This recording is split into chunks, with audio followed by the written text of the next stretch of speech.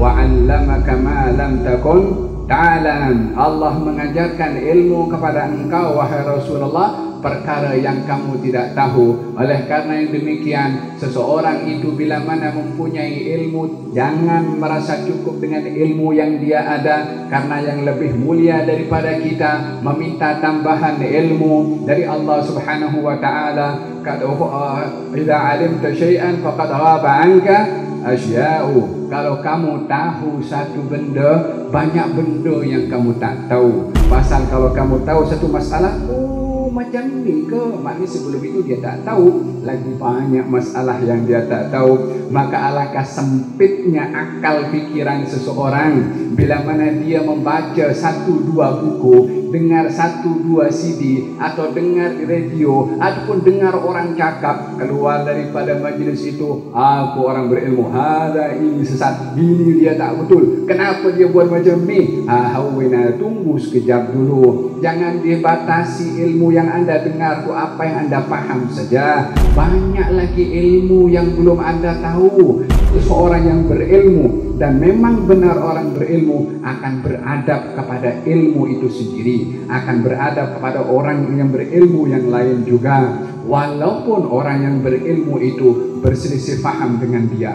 walaupun orang lain yang berilmu itu mempunyai pandangan yang berbeza, walaupun orang yang berilmu itu mempunyai pengikut yang lain, tetap dengan konsep ilmu yang luas, hendaklah tidak mudah untuk menyalahkan kepada orang lain, apatah lagi sampai menyesatkan. Bila mana tidak sejalan dengan pandangan orang lain, maka berhentilah dengan hanya perbezaan di situ, tanpa menghukum akan sesat kepada orang tersebut. Belajarlah kepada orang alim yang bernama Imam Syafi'i, dan juga belajarlah kepada sikap orang alim yang bernama Imam Ahmad ibn Hanbal. Walaupun dalam perbanyak masalah berbeza pandangan satu dengan yang lain, sehingga dikategorikan madhab Imam Ahmad bin Hanbal dan madhab Imam Syafi'i, walaupun semuanya adalah saling berguru satu kepada yang lain. Imam Syafi'i berguru kepada Imam Malik, berbeza pandangan. Imam Ahmad berguru kepada Imam Syafi'i, berbeza pandangan. Akan tetapi akhlak antara mereka orang yang berilmu tidak ada mengatakan, kamu kenapa berbeza pandangan dengan aku? Apa yang aku paham adalah macam ni, kenapa kamu paham macam tu?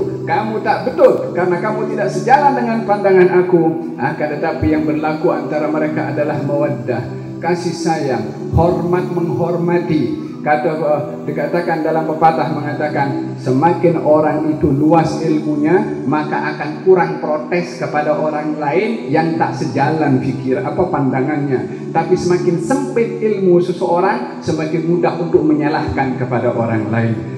Imam Syafi'i yang dipuji oleh Imam Ahmad bin Hanbal dengan mengatakan bahwasanya Asy-Syafi'i ini bagi kalangan manusia umpama matahari yang diperlukan untuk bumi, dan juga umpama kesehatan yang diperlukan untuk tubuh badan. Ini kata-kata Imam Ahmad bin Hanbal kepada Imam Syafi'i. Walaupun berbeza pandangan, banyak pandangan yang berbeza antara mazhab Imam Syafi'i dengan mazhab Imam Ahmad bin Hanbal, tapi tidak mengkeruhkan perhubungan antara mereka berdua. Satu hari Imam Ahmad bin Hanbal sakit, diziarahi oleh Imam Syafi'i. Orang alim sakit, diziarahi oleh orang alim. Berbeza pandangan, tak sama ijtihadnya, tak ada mengatakan ini dia tak sama dengan pandangan aku, biar mampus dia. Tak ada kata macam itu. Diziarahi oleh Imam Syafi'i.